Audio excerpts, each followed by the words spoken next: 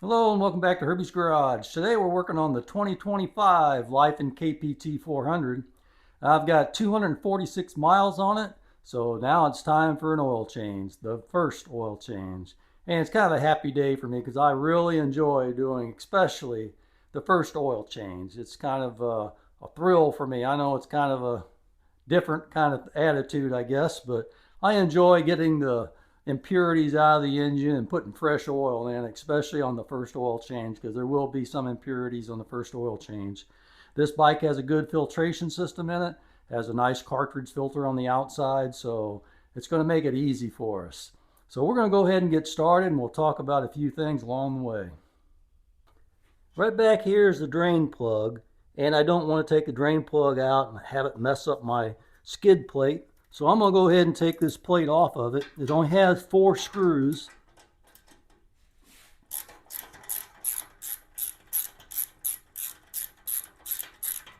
So we'll go ahead and remove those. There's 2 on this side. And there's 1 on the other side and 1 on the bottom.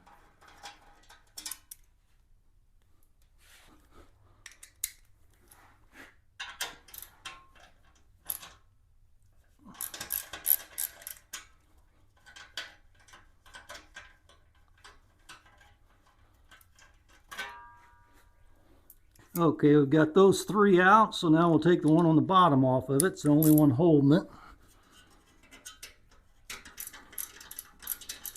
And my skid plate is a little bit dirty, just like my bike, because I've been out riding it.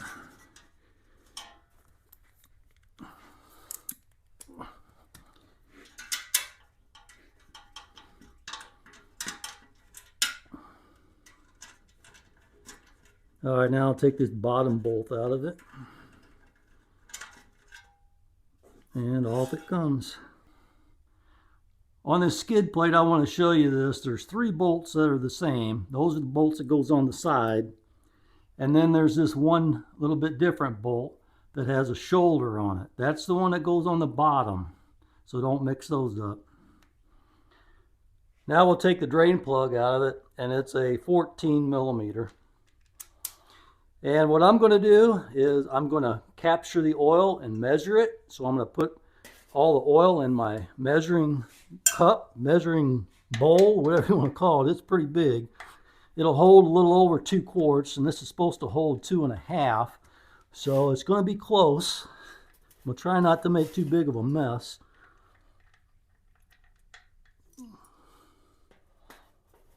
I want to catch all of it because I want to see how much oil is going to come out of it.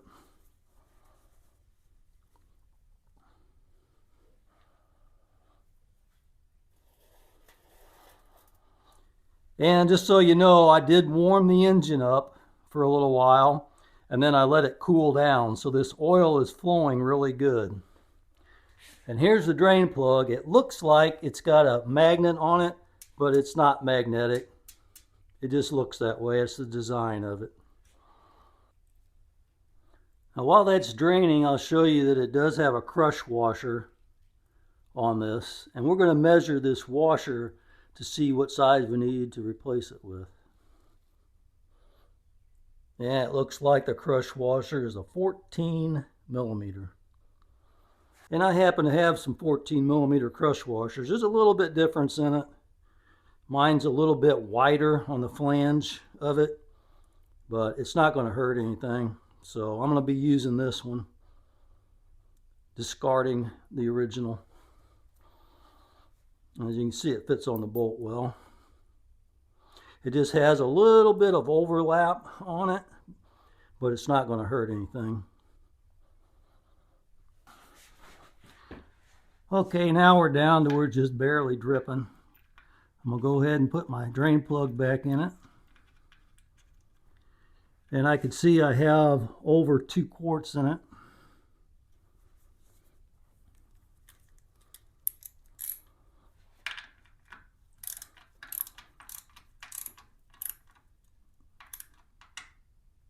I'm going to take that and just snug it down. Wipe off our little bit of oil residue, little mess we made. Okay, now we're going to move on to the filter. Okay, I want to show you on this filter wrench that the proper size is a B. See that in the top? It says B. Mine happens to be made in the USA, but if you get you a filter wrench that's a B, you should be good enough to take it off. Yeah, I'll show you it fits on there really good. I'm going to move this so it'll catch most of the oil.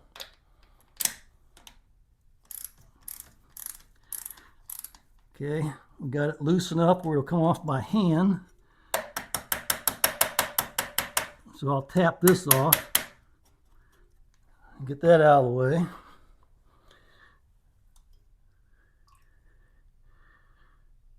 And then we'll let our filter drain a little bit.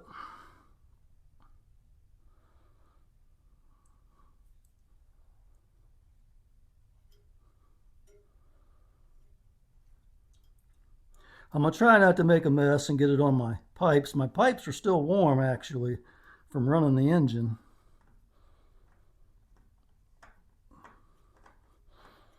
Now I'm going to dump this oil out into my measuring cup, but it is not going to get all of it, I'm sure. See if I can kind of cover that a little bit.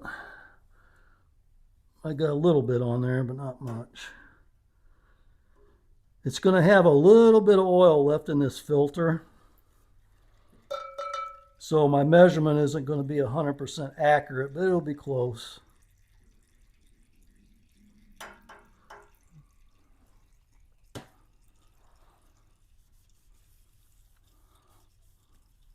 Now I'm going to let that drain out until it stops draining. And while it's doing that, we're going to talk about filters a little bit. Okay, I'd mentioned before that I was thinking about using this Fram PH6017A or my Honda filter, but these will not work on the KPT 400 because the opening is too big. It just slides on and it's sloppy on there, so these do not work.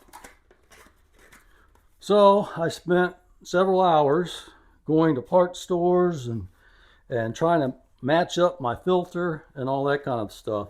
So I came up with a couple. Now you can cross-reference these numbers to get a different kind of filter if you want. I'm going to show you the two that I ended up with. This is a Fram titanium. Part number is FS4967.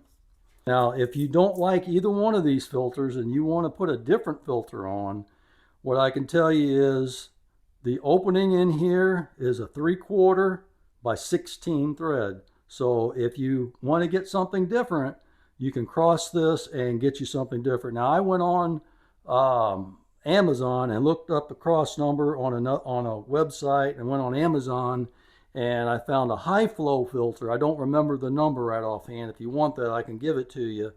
But the high flow filter will also work on here. It's got a 3/4 16 thread as well, and you just got to measure to make sure your sealing surface is going to seal, and this one will. This one here is almost identical to it. It's almost the same height. This one, the Fram's just a little bit longer, but they're the same sealing surface, the same screw-on filter, and everything works on it. So this is the one I'm going to put on it. Okay, here's my filter, and what I'm going to do is I'm going to take the oil that I'm going to put in the bike, and I'm not going to really pre-fill this filter. I'm just going to put some in here to get the filter media nice and wet. Okay, now that it's stopped dripping, we're just going to take a little bit of oil. We're going to put it on our seal, on our new filter. We're going to clean this up a little bit. Make sure our sealing surface looks good. And then we're going to take this and screw it on. See, there was no oil leaking out of my filter because I didn't put that much in it. It got absorbed.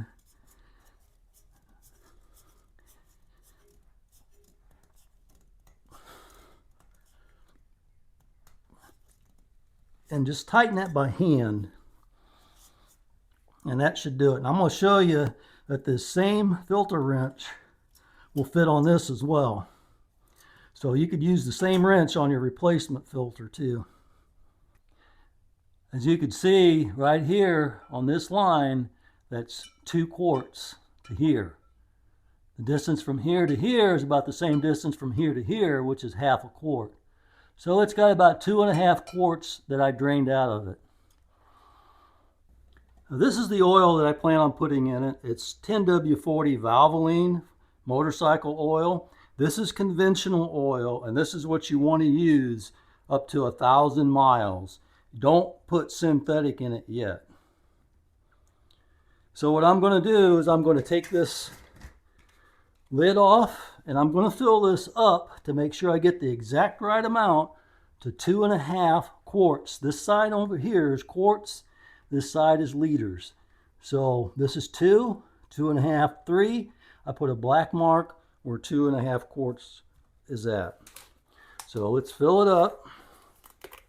Make sure we get the right amount in here. And I did clean this jug out good. It does look like it has a little bit of transmission fluid residue, but that's just kind of a stain.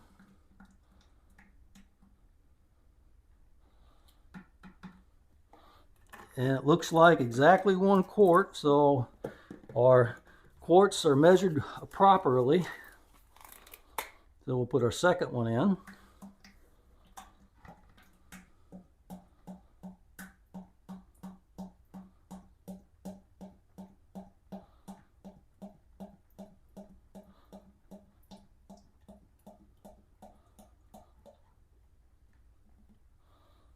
Okay, it's 2, and that's right on the 2 mark. So we'll take this up to another half.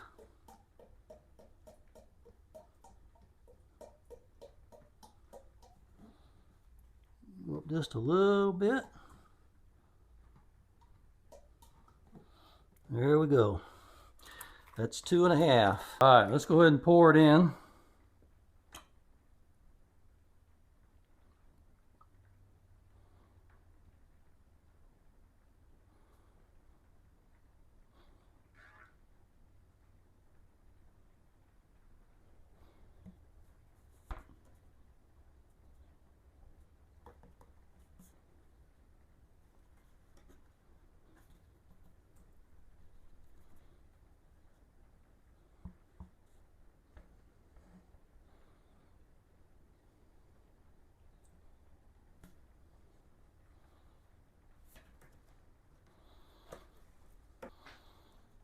Now we'll take our funnel out.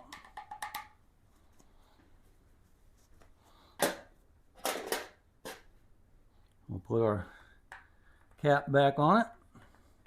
And I wanted to show you, whenever you go to put this cap on, a lot of caps are plastic. So what you want to do, let me wipe this off, get this little bit of oil residue off of here. What you want to do is you want to put it on there and kind of go backwards on the thread until you feel it drop in. Once you feel it drop in, then you know that your threads are lined up. And don't over tighten this. You want it tight to where the seal will seal on the engine, but don't over tighten it to where the next time you got to have a pair of pliers to take it off. Looks good. Now you can see my oil is all the way full in the glass. So I still have to start it and circulate it and do the check properly like the book says. We'll do that in a minute, but let's put the splash plate on it first. First one we're going to put on is the bottom one that's got the shoulder on the bolt. And I wiped off my plate just a little bit. Had bugs and dirt and all kinds of stuff on it. And you got to line that shoulder up with the hole. You may have to move the plate side to side a little bit till it falls in. Okay, that one's started.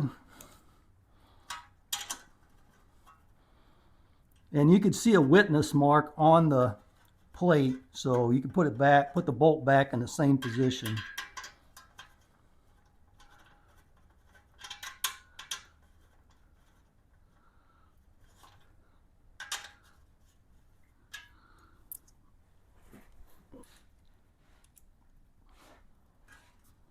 Now back on the left side of the bike.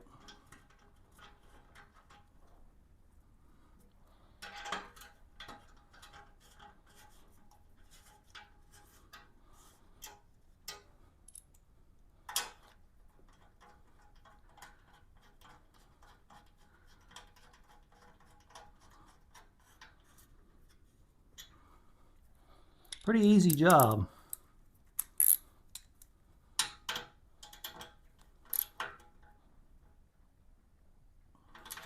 You don't want to over tighten these. Just want to get them snug.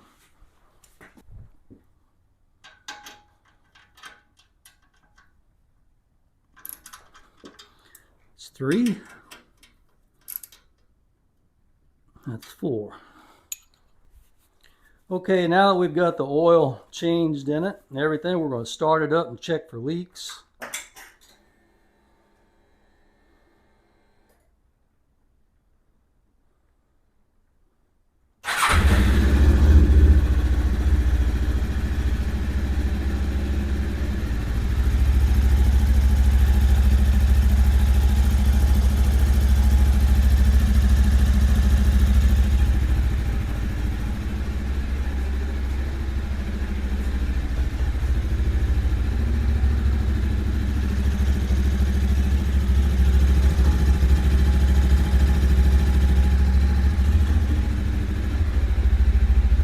And don't rev it up for a little while. Let that oil circulate. Get it running through the oil filter and all through the engine and everything before you have a tendency to rev it up.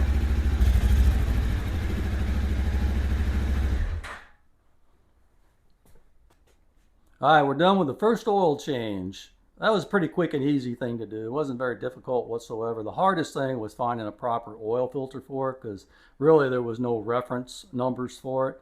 I thought the one that I had would probably work because it works on a lot of 400cc engines, but it doesn't work on this one. And this filter that I chose seemed like a good filter, and it's a FS4967 Fram. I showed you that earlier. If you don't like that filter, if you want to cross-reference it, you can buy a Honda, Yamaha, Suzuki, Kawasaki, probably any of those filter from cross-referencing this, and you'll find you the right filter, or the one that you like anyway.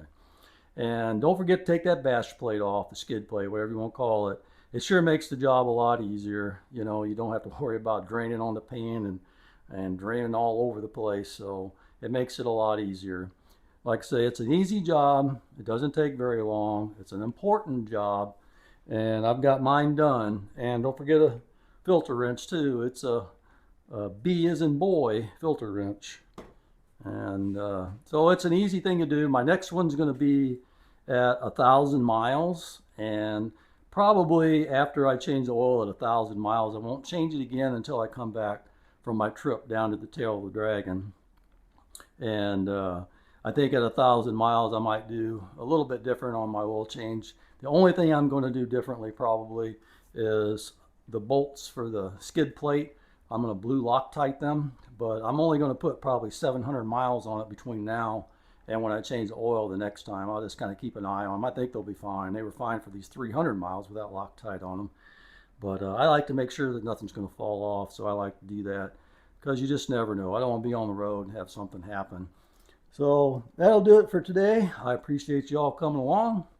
I'll see you on the next one. Now, before I go, I want to show you my oil level. The book says that you start it up and you let it run for a few minutes, 3 minutes I think, and then you let it cool down for about 3 minutes, and then you check the oil level. We're going to do that right now. So you can see my oil level's right here, and here's the upper line, and it's almost exactly in line with that, so it's perfect. 2.5 quarts was perfect. All right, thanks for watching. We'll see you on the next one.